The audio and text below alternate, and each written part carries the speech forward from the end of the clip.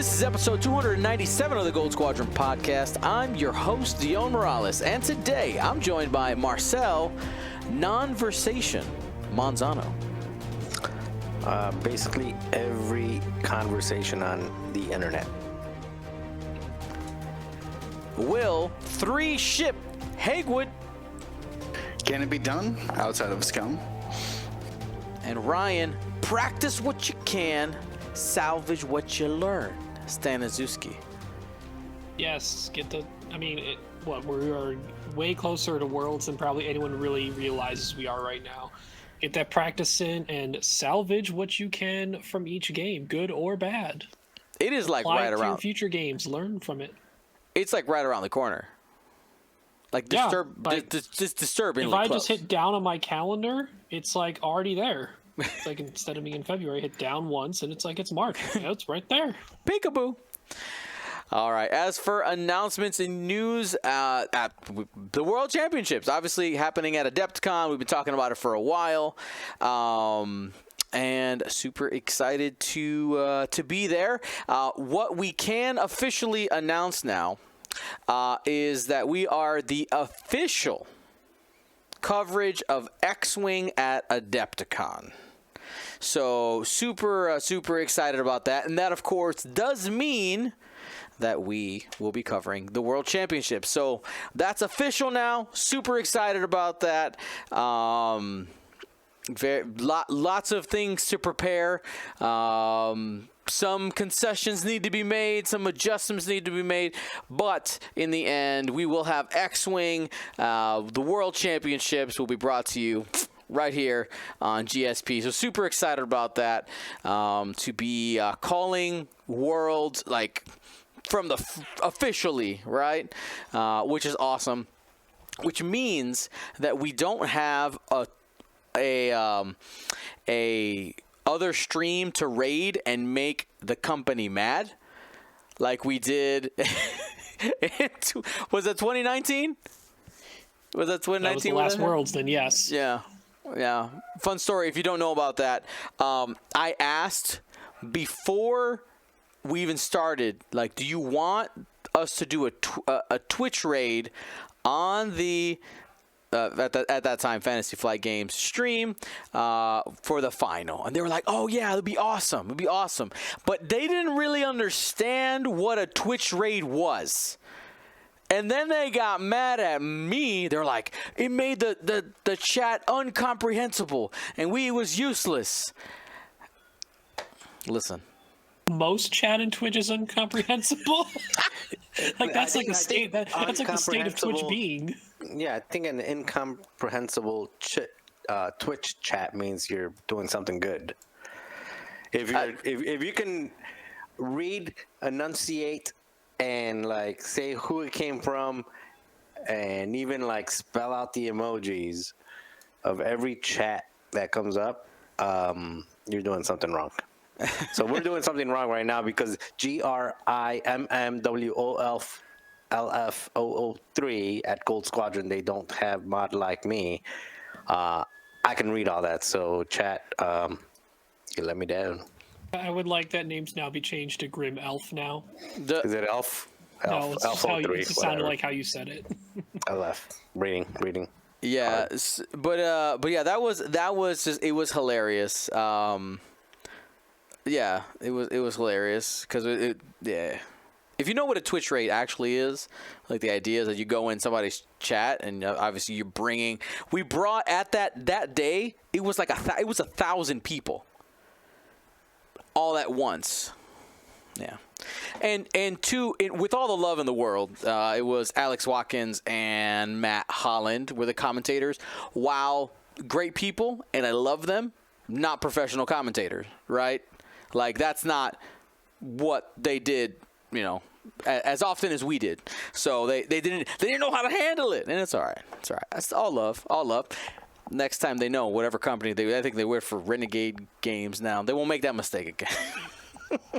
But anyway, we're talking about the World Championships, and now we're transferring over to Sector Series, Gold Squadron's very own online weekly league championships that are going on. We just wrapped up week 3. We're going into week 4, and for today's episode, we're going to go ahead and just do a week 3 roundup for the boys here, see how they did, what they fly, what decisions got made in order to help you plan for your future competitive games, as well as maybe the World Championships. Maybe you're getting ready to go. And this week, week 4, we have the Salvage mission.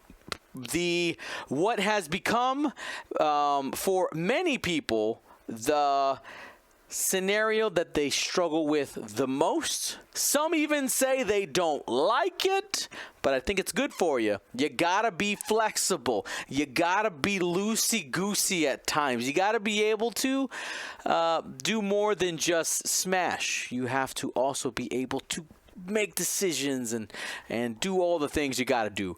I should be better at wording things, but not necessarily after nearly 300 episodes. All right, so Dion, would you say Salvage is the broccoli of objectives? Yeah. I mean, I like broccoli, but I know a lot of people associate like broccoli as the ew vegetable for some people. Right, like you should have kids it. Growing up. You should do it. You should do Bell it. pepper Actually, is the EU vegetable. I literally Bell had pepper's a meeting with a nutritionist today. And, of course, you got to have more vegetables. I know. Are you going to have more vegetables? They make veggie chips now. Veggie Like- chips. They do. Yeah, like potato chips, veggie potato chips. Yeah, but, Yeah. like, does that count? I don't know if that counts as Better towards than my regular potato vegetable. chips. Maybe. Sure. They're named better. The marketing at least says, that, this is fine. This replaces it, right? That's how that works. Anyway, let's jump into it. Sector series happening this week. Ryan, you want to start us off? Sure. All right. I can make this one easy because Right. for the So we were playing third Scramble this week, right? Was Scramble, week 3? correct. Scramble. And for the third week in a row, I maintained the same list I started with as to get more practice with it, being a Republic list. For those who may not recall, 7B Anakin, Ada OB being the Coruscant OB, Coruscant Kickback, regular Contrail, and Coruscant Click. Obviously, going into Scramble with a Republic list that featured plenty of Jedi and Born for this means I'm pretty comfortable pressing the button to do the objective. That's kind of what Republic excels at. They already excelled at it before Coruscant with Born for this became available, and that just added to it further. That's not only the Jedi who can start pressing buttons, it's also some of the other ships that can just get those extra tokens from, say, Kickback or Click. Contrail could run up even though he's not a Jedi, press a button, and be okay still. I actually ended up going up against a First Order list, a 6-ship FO, which has become a more popular archetype. Not saying it is popular across the board, but it's gaining more traction. This person actually had played their 6-ship FO list since the beginning, similar to how I played my Republic list since the beginning of the Sector series. Although the baseline of this list is generally your Commander Malrus FO, Gaelic FO, Scorch FO, and DT 798 FO. And it's what you want to do with the last 8 points. Do you want to take 2 4-point things, or do you want to take a 5-point thing and static, basically? Which silencer do you want to take, or do you want to take Hollow? Some people take Wrath. My opponent had been taking Avenger, trying that out, knowing that Recoil has been the common pick, but trying out the other 2 silencers. Had some success with Avenger. Tried Rush in the game against me. And my Republic list, I didn't count on trying to go after that silencer because while I can get some spikes in offense, I think I need more consistent shots to keep punching into the silencer to bring it down. I didn't really care to go after that. I'd rather just leave Rush at I2 and work around him rather than me trying to not only bring down a silencer, but then trying to finish it off if I don't bring it down in the same turn Rush becomes I6. But in the first turn, basically in the second turn of the game, I grabbed 2 objectives to his 1. I grabbed the one on my side and the middle. I sent Obi up the middle to grab it, and he was backed up by a bunch of tokens from Born for this. And I threatened Anakin on the flank. He positioned himself to try and go after me a little bit. And I zoomed past with a 5 straight boost, slipped past Malrus, and then it was either he keep turning in on me, and I could still kind of turn on him and then decide later if I want to back off, or he would turn in the middle and Anakin would get the flank for the rest of the game. That's what he essentially had to do, is I just had to call the fact that he wasn't going to do that, and even then could still barrel roll boost out of a bad spot. So I curled back in with Anakin, zoomed in around. Obi was in a little bit of a tight spot. Same with Click, and I mitigated what I could. I eventually lost. Did I lose a ship? I'm pretty sure I lost 1. But I eventually won the game against the 6FO, where I believe I killed a combination of DT, Gaelic, and Mowers or Scorch. Three of those 4, I think, maybe just 2. And just scrambled, pressed the button as much as I could from there. That's awesome. So, do you remember what your final score ended up being? Not off the top of my head, but I can look it up on Roll Better. Hey. By the way, it's had a lot of updates recently. Everyone should keep in touch with what Brian's been doing in their Discord. And because it's been quite impressive how quickly he's taken feedback and genuinely appreciating it. And we're genuinely appreciating his work, too. Oh, yeah. Round 3. That's the list stuff. Where's the actual submission? Round the bearings. Round 3. There it is.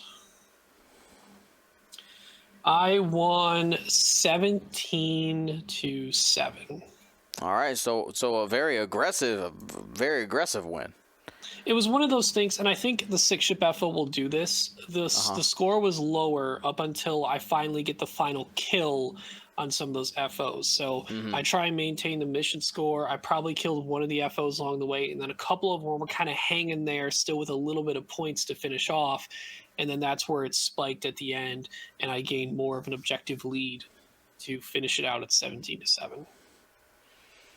Whereas I'm pretty sure he killed Click or Kickback, one of the 2, and then got the rest of his points off of at least 1 objective per round until I closed it out with 3. Oh, the three objectives in a round always demoralizing. A sign that you're probably going to win the game if you're able to get that for 1 turn. If you get it for 2, that's almost always a nail in the coffin. All right, let's keep it going. Will, what did you fly this week? All right, so I've been continuing to go through the different factions, trying a little bit more experimental. What is this? What is this? This is my version of Imperial Triple Ace. We have Marksler Brath with Juke and Heavy Laser and FCS. Bolt Scarif, that's the other I5 defender with Juke, Heavy Laser, Crack Shot. Then Boy Vader with all of his tricks there. This is a bit risky, especially in Scramble. But the defenders, with their free evade, were able to get those objectives out from underneath of the resistance squad I was playing. Poe, ZZ, Finn, BB, and I think Jaeger is the last 3 points in that list then. And I got a block on Poe early on, which made it so he couldn't shoot a big double modified, triple modified range 1 attack onto Volt, which let Volt sneak out of there. And then another time, I had to move first against ZZ. and ZZ's trying to line up a Procket, and actually utilizing Volt Scarif's ability to take a strain and postpone your action, like, what's the regular upgrade that's like that? Passive sensors. Yes. He basically has passive sensors, but for any action that he wants to take. And doing that helped me barrel roll to make sure that I wasn't going to be in that Procket firing arc.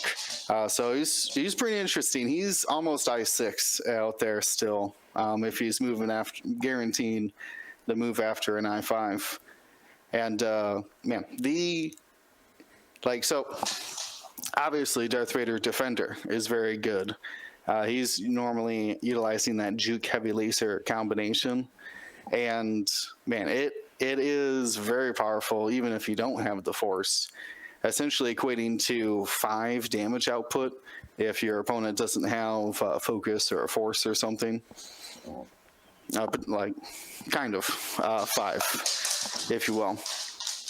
And yeah, it's been interesting. I've won it a couple times since then, and it's very interesting utilizing Vader with that hate, and he just soaks up so much damage. I thought it might be difficult with Scramble because I would have to be spending so many actions taking the scrambles, but that's kind of why I thought bringing 2 jukes in a list would be valuable as well, that my opponent would have to also be spending their actions instead of focus tokens to get these objectives. Mm-hmm. I didn't end up winning the game. It came close, but essentially there was a turn where Vader should have died. He had like, not the Procket, but he had like a range 1 Finn shot, and he had a range 1 ZZ shot, and I think a mag pulse as well, coming in on Vader. And when he shot Finn, he blinded Finn. So it meant that no adding focus results, couldn't even spend the extra focus token he had, couldn't do anything. Useless. So why even have the ship at that point? Yeah, no, it's been one of those things where like Vader hits the ship like so hard that like my other 2 defenders were like, well, we'll just shoot ZZ then. Like, yeah, it seems like Finn's taken care of. Like, we'll try to take tokens off of ZZ at least, which I do think is interesting. That I don't know if it would be great in every chance or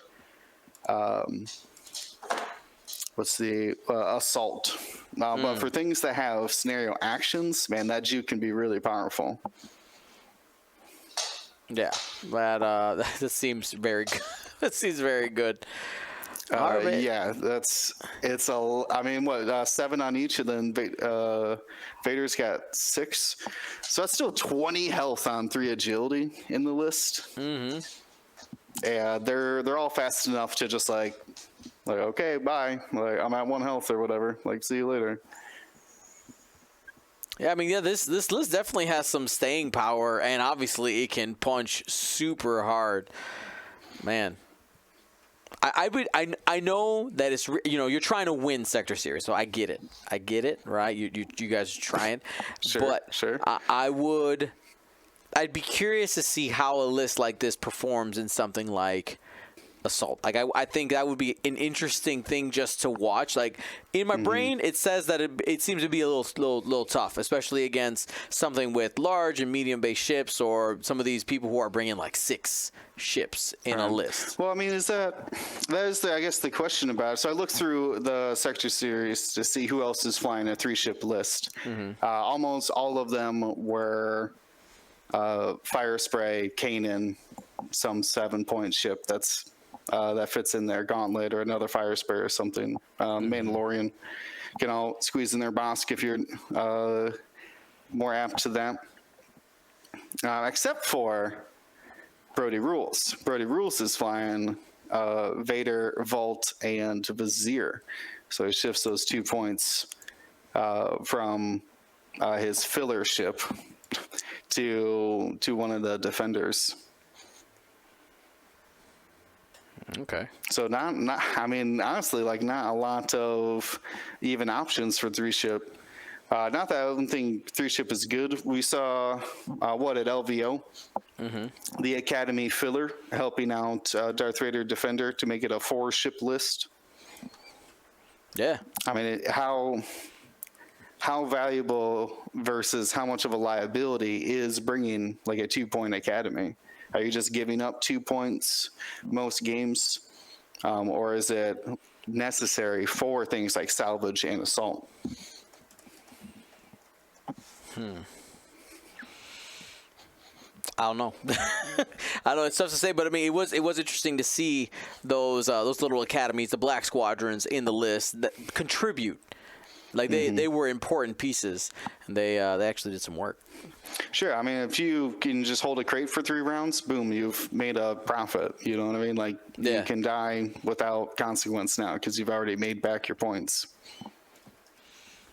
The value. Sure. Yeah, we'll see. I'm not sure I'll keep flying it in Sector Series, but it's definitely an interesting thought experiment. All right, what about you, Marcel? What'd you fly this week?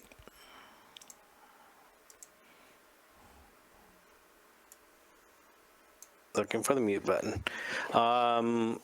Well, what you got on screen, which is a TIFO list. It's Commander Malrus, Lieutenant Gaelic, FOs. Then you're going to have Nightfall,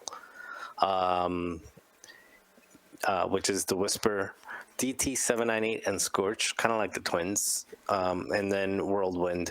The 2 Whispers have Proton Rockets, Sensor Scramblers, Enhanced Jamming Suites.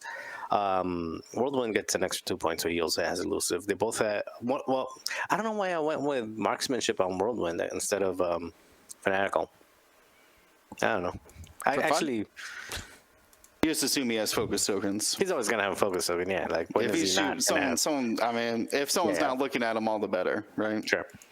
DT with shield upgrade, Scorch with elusive, fanatical, advanced optics. And elusive, biohex, and tractor beam on Lieutenant Gaelic mattered nothing, but I think it's a nice little twist that I added, hoping to like hit somebody and reposition them into my bullseyes. Hasn't worked, but still, it's a good idea. And then Commander Malrus, which was the MVP of the game, I ended up winning 17-12.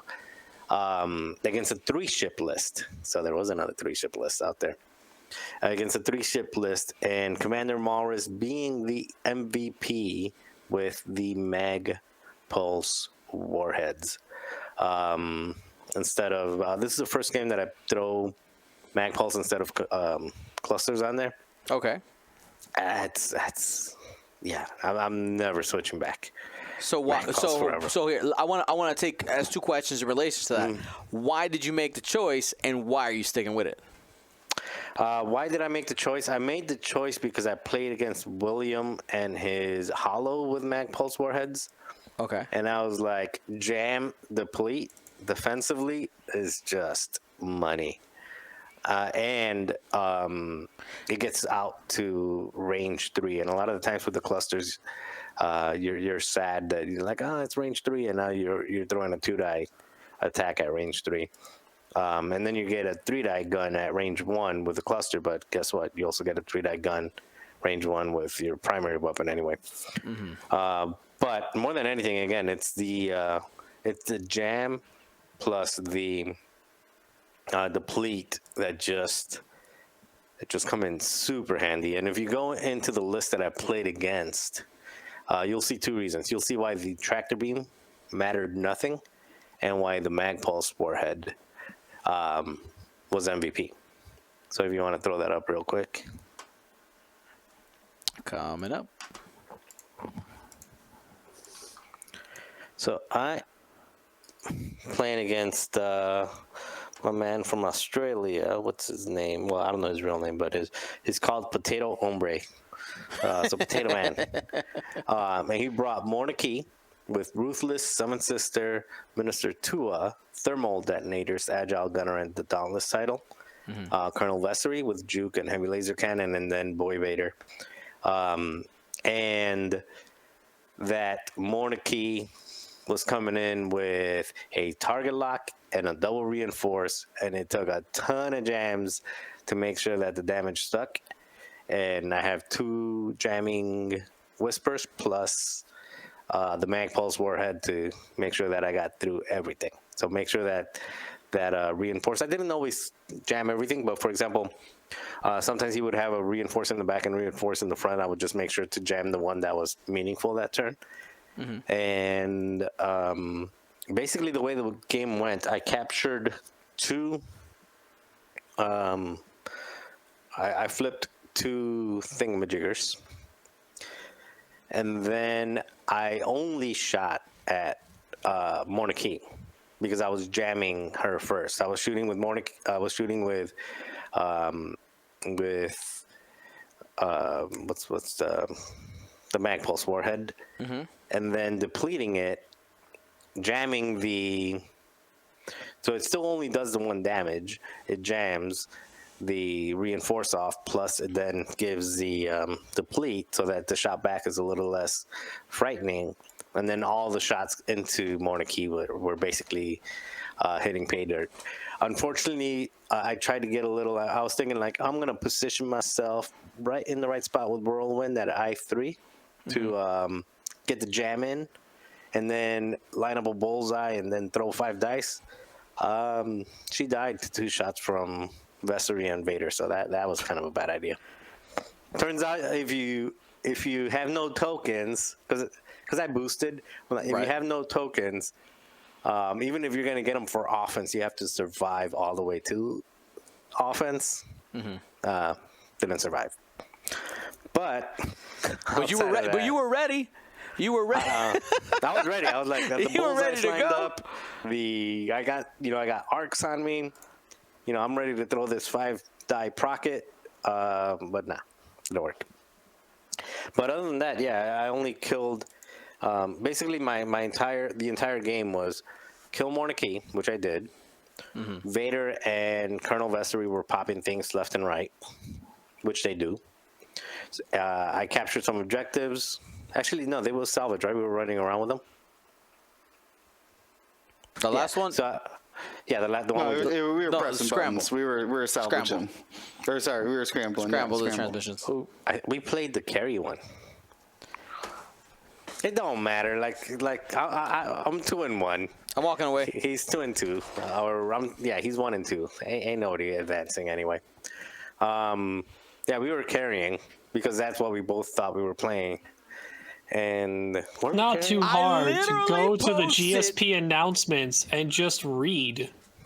It says it in Discord, 2 channels. It says it in Roll Better. carrying. So we were carrying, 100% carrying. It's still a fun game. Well, we'll chalk it up to him misremembering. I think during I'm sure. World, someone's going to have to keep an eye on Marcel's games to make sure he's playing the right I don't think there's been a scenarios. tournament where I've played all the missions that are intended to be played. If you're playing against Marcel out there, PSA, check this scenario. Yeah, unless the scenario is in your favor, and then just be like, okay, because I probably won't know the difference. But anyway, yeah, we were towing. So I was towing 2. There was 5 on the board. I was towing 2. He was towing 1, and I killed Monarchy.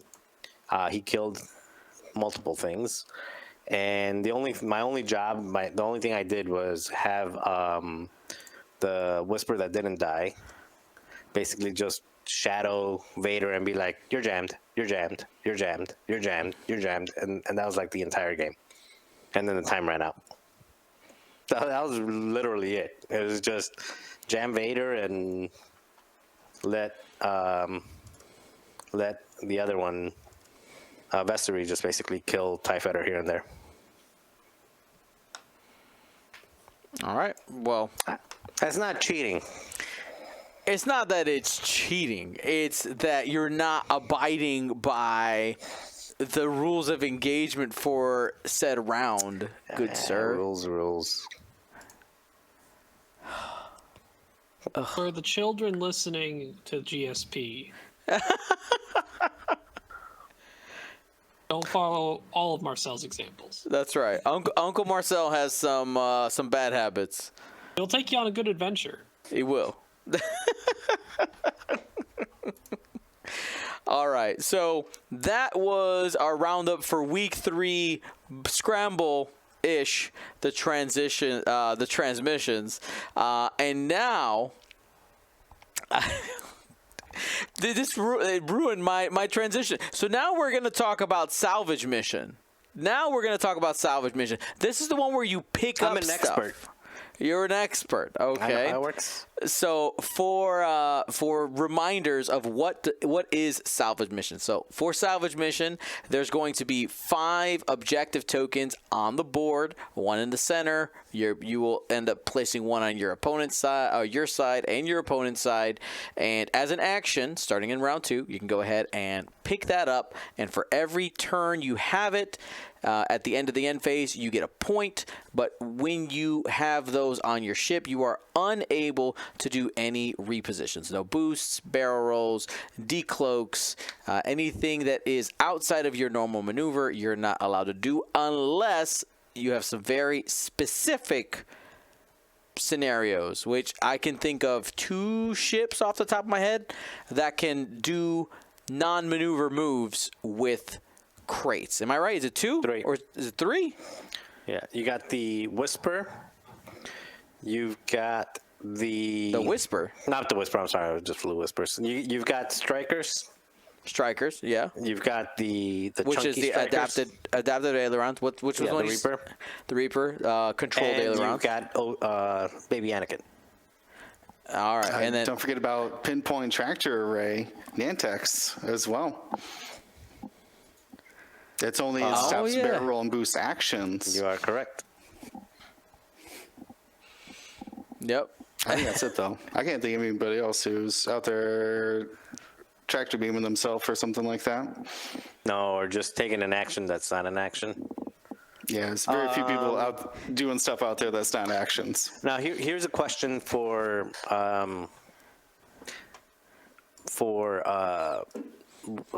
rules lawyers. For people who follow the rules. Go ahead. What? Jack Porkins in the last pack says, is it a boost? It's a maneuver. It's a maneuver. It's a maneuver. So you do you drop it before you maneuver or after you maneuver? It's whenever you suffer damage.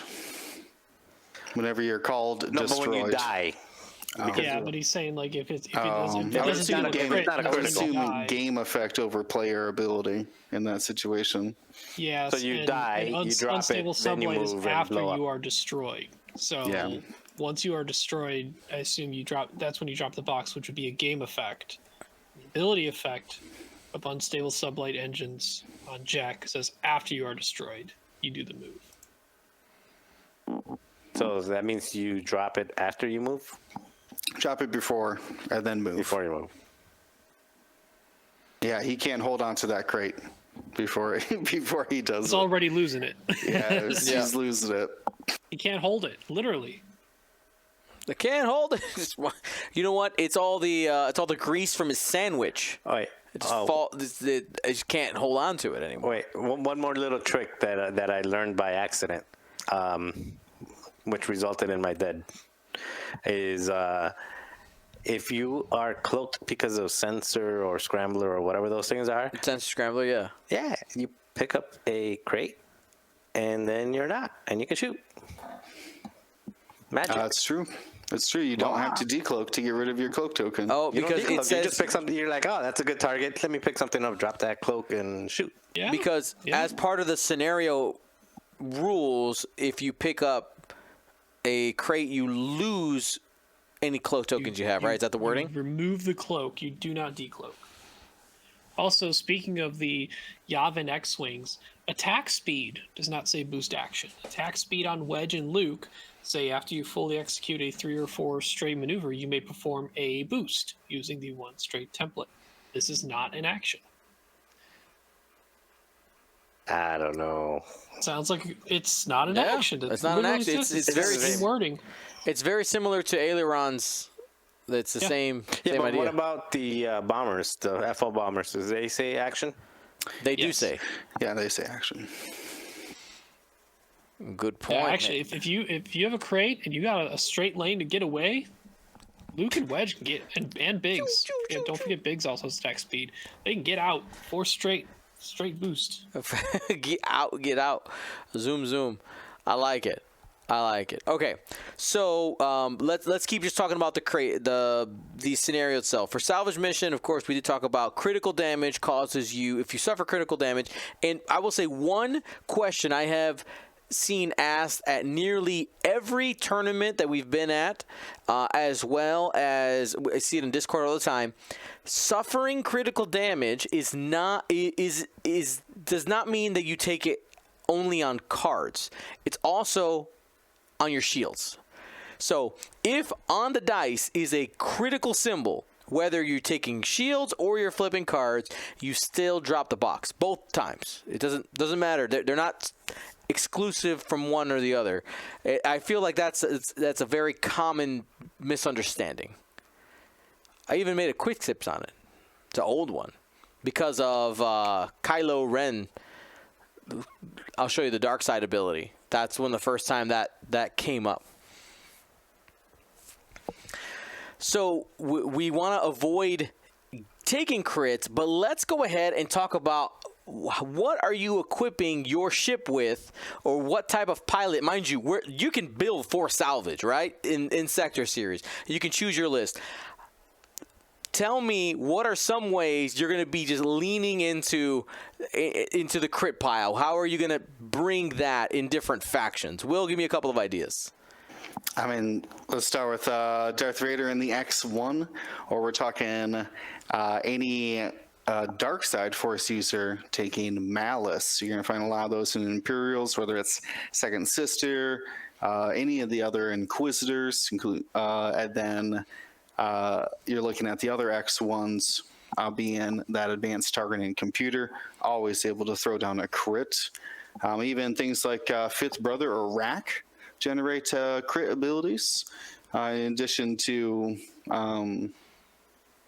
their regular modifiers of the eyeball. I'm trying to think, is there any other specific ones For Empire? for Empire? What, crit machines? Not really.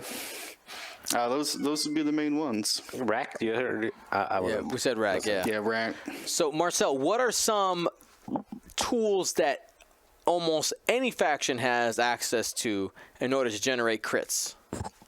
I think the most obvious one is marksmanship. Then you also get, obviously, Mag Pulse. I use Mag Pulse. Mag Pulse works. Most factions have a way of carrying a proton torpedo. I'm saying most because I don't think Empire has a really good proton carrier, but most factions have. Not a good one. Not a good one, yeah. Not a good one. Like Rack. I think like Decimers might be the only torp Kitty. carriers. Kitty's hungry. Then, yeah, so I would say basically anything that has the auto crit on it is a good thing to carry. You were saying what's good to carry in a faction that every faction has, so it's not just crits, right? You're just saying what's good to. Yeah, like what are some generic, just some people that people have access to? Yeah, I think those are good. Of course, enduring, if you can get enduring on your ship somehow, it's a little more expensive. It's 5 points, but it serves multiple purposes because it doesn't just let you keep the crate, but also crits are bad. So if you can avoid crits altogether, that's good. And can't think of anything that's like just like every faction has something that's unique to them. For example, the rebels have the selfless and some other things like that. You know, each faction has something that's unique to them. But for the most part, I would say marksmanship, ammunition that has crit capabilities, and proton bombs. Here's one: homing torpedoes. Now, it's a maybe. It's a maybe effect. If you don't remember, homing torpedoes, we don't see it too often. 4 dice attack, double 2 charges, range 1 to 2 attack. Suspend the charge. After you declare the defender may choose to either suffer 1 critical damage, and if it does, skip the attack and defense dice steps. Essentially, your opponent can choose to suffer a crit or take a 4 dice shot at range 1 or 2. A lot of people, I could see absent-mindedly being like, I'll just take 1. I'll just take 1 crit, and like, all right, you lose the box. You got to watch out for that, because it's not the same as homing missile, right? I believe homing missile is just a regular damage. Yeah, it's regular damage there. So just watching out for that. Now, Ryan, you got any other notable crit generators? I think most of what's been mentioned. I'm trying to think beyond. I mean, we'll definitely hit the big one. All versions of Vader, just they're crit machines. If there's a Vader on the board, don't expect to hold boxes for very long. Good call up by Marcel on the selfless part. I feel like a lot of Rebel lists don't use selfless, and maybe it just doesn't work out to what you want to build and how you want to fly things. Maybe some stuff you don't want to put close together. But it's valuable, particularly in this scenario. I think a lot of people forget this trigger a lot. It's a very popular pilot, Jango Fett. Whether you bring Dooku crew to call crits, or the Slave 1 title, allowing you to change a hit to a crit with Dooku, or no, with the Slave 1 title on Jango. It's a lot easier to trigger than people think, because it just requires, while you perform, you just need to perform a front arc attack. If you are in the defender's back half, it doesn't mean you have to be completely in the defender's back half. If you are in the defender's back half at all, you can change 1 hit to a crit. So you could be like pretty much like 45 degrees in front of it, but as long as a corner of your little base in the back half, it's a free crit. Medium base, use that to your advantage. On a small base, you could easily have that happen where you're still trading shots just barely at range 1, but you're so close to them that your medium base extends further past their back half. All you need to do is have some part of your ship be in the back half of theirs, and you're doing a front arc, and change a hit to a crit. Dirge has become pretty popular, and a lot of people have been taking the proton cannons. That free eyeball to crit is pretty good.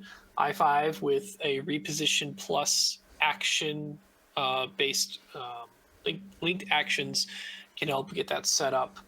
R7A7 for Republic has been a very popular astromech for either Anakin himself when he equips out maneuver, or something as simple as Contrail, who can get his ability. Contrail can stack together some pretty good combinations of, if his ability's on, he's turning an eyeball to a blank offense or defense against his opponent that does the same maneuver. Now, the same bearing. If he has crack shot enabled, getting that 1 crit through is actually pretty good on Contrail. And the fact that he can also take proton bombs. There it is. Malrus, it's probably reaching a little bit, but you could bring the FO that very few people bring. TN. It's people call it TN3465. Basically, the ship that says, I'm going to ruthless myself to help my friends do crits. I don't think I'd recommend that, but it exists. If you want to go that hard, right? I mean, there's another FO fighter, Static. Static. If you can get Static, the lock focus combo, everything's a crit. There's not. Did you say the proton cannons too? Yeah, I mentioned that with Dirge. Okay. Also sometimes people like using it on Covenel, using just Leia, Organa, crew, and proton cannons to allow that ship to have a little extra punch in the bullseye. Covenel isn't too common that I've seen, but it's there. Did you say the who is that? The one that turns all focus to crits on Rebel, the crew. Saw Gerrera. Saw Gerrera. Yeah, That bring that one with is a good. Punchy. bring that with a I like it. VCX. Callus with Saw Gerrera crew sounds very scary. Yeah, we've seen a couple of those veteran turret gunners actually double firing those shots. Yeah, why not? Oh, Very- and of course, can't forget someone who always brings the Greedo gunner, Mr. Bosk himself. Oh, he could just yeah. decide to keep crits. This is if he true. wants. This is true. He doesn't He could have fit to split enduring. them. He could fit enduring, and he can. I'm not saying like for his defense. I'm saying for his offense. Yeah, He doesn't just push it have out. to always split the crit if Right. he wants to. He S- still generating with split the Greedo. crit? Nah. Nah, I'm good. I'm good. Actually, how about Greedo you works just take pretty it? well on Han and Dengar and the I-6 ships. That's true. Because you just get it out of the way. You're like, okay, Greedo, and then you don't have to worry about it after. I like it. I like it. So here's my question. You don't gotta completely spill the secret sauce, but Will, you've been on a mission exploring different factions. You got a faction you're thinking about this week? I might go First Order for Phasma. Phasma is the ultimate crate carrier because she can't be. Well, you have to put 2 crits in to knock hers off because she can always pass a crit off. You're shaking your head, Marcel. Don't get matched up into a Countdown Void is. Vader. I mean, Phasma's Okay, good, well, but Phasma needs somebody else around. I Like, just did Empire, and doesn't so- move fast. Like Countdown is the actual. Countdown is pretty good. Boss Just don't get crate Countdown carrier. looked at by 2 ships or more in a round. No, but yeah, Countdown good. All right. So are you saying, Marcel, that this week you're looking at Empire? No, I am super bored with Empire. Then I just flew it where for we too going? long for. Huh? Then where you going? Spill the beans. Give me the beans. Probably either doing the Resistance 6 ship or the Galactic Republic 6 ship. It has nothing to do with the scenario because I'm not even sure I'll You might play not the even play scenario. the right scenario. It's just because those are 2 lists that I'm interested in testing out. All right, and Ryan, it sounds like you have been pretty dedicated to practicing. Good pun. Dedicated. I know. I was trying to see how I can lean into it more. So my question is, was your list born for this week? Generally, Republic lists aren't really born for the salvage. True. They're not about picking up the parts. They're about pressing buttons, killing things, and existing within zones.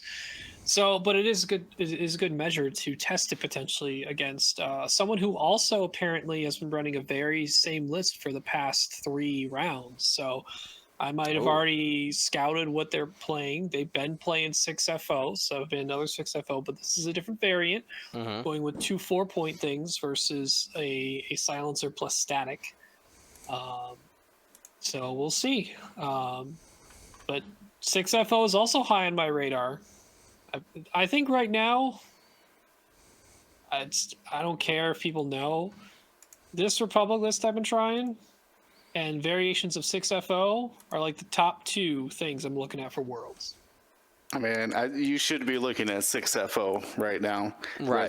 Whether you take like you said, the 3 and 5, or 2 It's 4s. pretty much static plus a 5-point. Yeah, static and a 5th, or 5-pointer. Or I like the Blackout with Sensitives and Proton and But hiding Blackout is trick 6 shot. points. Is he? Yes. 6 points. You got to be a Which one is- 5-pointer. That You got sucks. Recoil, Rush, Oh, I know Avenger. why. Because I was doing Blackout, Hollow, and 3. So I was doing a 5 ship. Yeah, Blackout, Hollow, yeah. Oh, yep. Blackout, Hollow, and 3 3s. That's actually a little bit of Yeah, fun. but, I mean, that's- Blackout is- just supports. I mean, Hollow supports Blackout really good for those 6 die protons. I mean, Marcel, that's what you're running, or had ran this week, right? Like 4 FOs and 2 4-pointers. Yeah, I mean, I've seen it with like I don't know if I've seen other people fly the way I flew it, but I've seen that. I've seen the 2 SFs. I think is the most popular, like 2 SFs with a bunch, and then I also seen 2 bombers, like 2 bombers with shaft clouds, and then everything else. But yeah, you can. There's a Gideon's for 4 points as well. Yeah, Gideon, Ember. I've seen Ember in multiple lists. Also, I've tried Ember and Phasma. Just if I'm going, I don't know what is the right answer for me. I think the initial baseline is recoil and static. But what I'm trying out is the other 4-point combinations, like because of the recent development that Mitch had success with at LVO, swapping the ion cannon that he used to put on Gaelic into a tractor beam, and how that changes some of the math on your potential incoming offense if it's more beneficial to maybe take a little bit of a downgrade from recoil to Ember, but an upgrade on a consistent offense or more damaging offense from static to Phasma, plus some utility of Phasma's ability for, say, Salvage. Because, and I'm not sure, right? Because as Will and me, I know we've talked about in the past, Will, that an ion cannon isn't that far off from just having a 3 dice attack in terms of your expected damage offense. I've done a lot of math. And then just an added level of control. I've done a lot of math, and it basically breaks down to over 20%. That is the. It doesn't sound like a lot, but it's the difference of 40, like less than 40 to over 60%. If you just have 1 extra die to do 1 damage. Yeah. So with that in mind, but then, when you throw in the whole tractor beam part of it, if that hits, right, and that goes through, and you get that 1 tractor beam to move that ship, does the math change when you could still have a double modified Ember, just taking the strain or deplete, probably strain if you feel safe enough, and then you have a Phasma who is throwing a legit 3 dice attack that can max out at 3 full damage? Does that change the math on it to where maybe it does provide a little bit more of that? Because I think what FO that tractor beam helps out with that 6 FO list is punishing something and getting it actually killed, to where now the 6 ship is facing a 4 ship or a 3 ship. They're down a ship already and early, makes it so much harder to deal with those 6 ships, no matter which ones they are. Because what I recall a lot of people saying early on when talking with them in Discords and whatever, with the 6 ship FO without tractor beam, is they were just they were at the whims of, can my focus mod be enough to do the damage I need to do? Because that's all they're going to get, unless they're Malrus who gets a lock with the ability, or if they brought Hollow in their list and someone took a lock and Hollow passed a focus in the first engagement. Or if Recoil got range 1 with his stress focus and the single reroll. So without that tractor beam, they felt like, well, if I have to spend my focus on defense to keep my ships alive, my offense back isn't finishing anything off. That tractor may have been what helps push that further. And then what's the difference maker here? Is recoil static still the more correct answer, or does that tractor beam change the math and more promote the use of a full 3-die attack traditional versus an ion cannon with static, even though you're taking a downgrade from silencer recoil to Ember? So there's some experimentation there. I'm sure history will make somebody right or wrong. We'll find out. I like the tractor though. It seems like a good play. All right. So to close out our sector series talk, I want to give a shout out to our current top players in each of the sectors. So in sector 1, let's go ahead and head over here. Sunset Cyber is currently leading the way here, and you could see one of the things I really wanted to take a. Is that you? I'm facing. You might need to. You might need to refresh their Dion. Refresh. Yeah, I think there's somebody who's got a 2.1 SOS.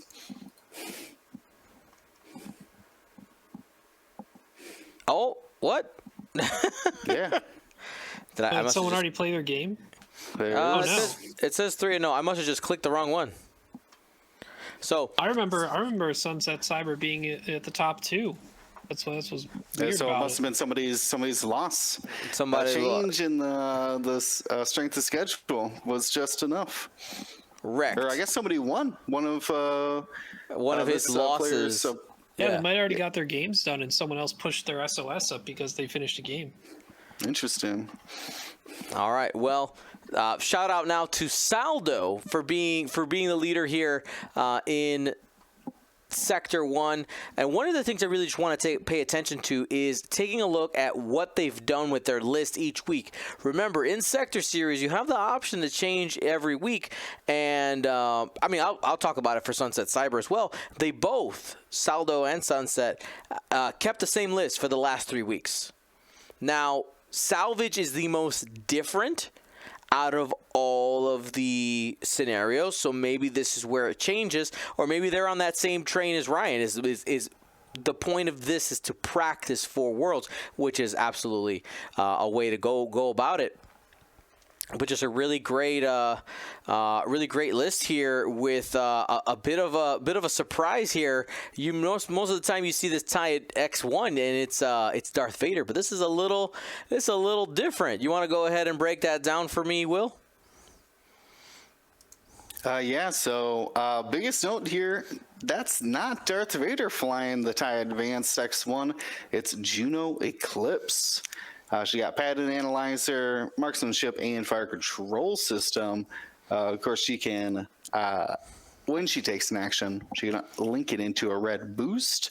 But if you get yourself to have to Talon roll or K-turn, you can still pick up your target lock for that advanced targeting computer, and really leaning into it with marksmanship as well. You got Mauler and Backstabber, their trench run variants where they can get their 3 attack dice, plus that extra hull upgrade and a bunch of other toys, including afterburners. A very scary duo out there. They're protected by Iden with the ion cannon. Magva Tolvan is the squad leader. TIE Fighter can squad leader then take her own action. And then Moff Gideon out there with cluster missiles, overtune modulators, and targeting computer. So not only is he doing his best Malorus impression, he's also denying modifiers for other people's attacks by handing out strain to anybody at range 1. This is a really heavy hitting list. If things go right, those I5s could alpha strike something right off the board. You're dead. Let's begin. Yeah, you don't get any mods for 2 attacks, and you're dead. So, Yep. Sorry about that. Yeah, that seems pretty dirty. And with Salvage being this week, and the number of TIE fighters you got here, there's a good chance they probably just stick with the same list, right? Yeah, I mean, Gideon doesn't need to be with the rest of them, but it is kind of awkward flying Iden, though. She is so good in Salvage. We didn't talk extensively about her, but being able to prevent the crit that happens on the crate carrier. But it might be, if he's used to flying in formation, it could be difficult to fly around those 5 TIE fighters like that while picking up crates. All righty, let's keep it going here and take a look at our Sector 2 leader right now, Bygone J. And looks like we have had some list variation here. Had a scum list in round 1, separatist in round 2, and it looks like the last 2, at least the last round, used the Republic list. We'll see if this round 4 listing ends up changing. But what was that round 3 list, Marcel? Looks like it is a 1, 2, 3, 4, 5, 6 Republic list. It is Kickback, amazing little 3-point diamond boron Missile Carrier, Contrail, Siege of Coruscant, Mace Windu in the regular Aether Sprite with Heightened Perception, R4, P17, and CLT. Wolf Click both in Siege of Coruscant, and then you also have Stub with the Z95. So I think something that you've seen a lot, and the main variation being that he swapped out Mace for what you normally see as Jag. So it's usually like, four threes and 2 4s. Similarly, as we were talking about with like SF, and basically most factions have a really decent 4 3s and 2 4 combination. But again, just going with Mace over Jag, which is actually a really good idea because you have so many ships able to throw at some defensive modifiers. And a quick note, it looks like this player is in our Twitch chat right now and is planning on playing an FO list this week. So it looks like, similar to Will, the idea is just trying to mix it up. And props to players that are willing, that especially if you're not going to Worlds, if you're just trying to experiment, have fun, and you're winning games at the same time, that's just gravy. That's very nice. It's awesome to see. They're planning on playing a 4th faction, really leaning into that Sector Series advantage. Gotta love it. All right, let's take a look at our Sector 3 leader right now, JB Fancourt, and it looks like has been sticking with the same list each week. Currently has the same one in for this week. We'll see if that ends up sticking. Ryan, what do we got here? So we have a Resistance list running a 5-ship variant. We have Lulo with Heroic, Elusive, Shield Upgrade. We have Kaz with Elusive, R6D8, and Shield Upgrade, Kaz Fireball. Zay Versio with Heroic M9G8, Jamming Beam, and the S-Foils. Jessica Pava with R2G2 Pattern Analyzer, Jamming Beam, and S-Foils. And then Finn Pod with Heroic, Elusive, and Perceptive Co-Pilot.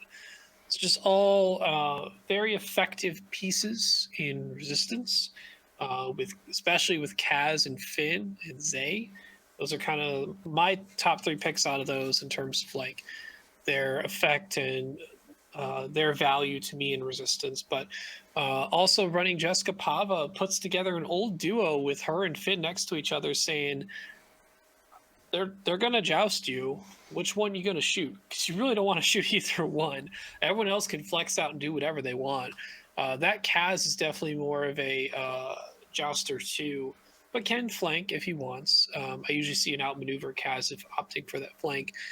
There's so much between Zay, Jess, Finn, and maybe Kaz to occupy some of that midfield or be that threatening joust from maybe potential different vectors. Lulo is pretty free to go and be a more true flanker in this list, and cut in and then weave out just when someone might try and bite and go after Lulo.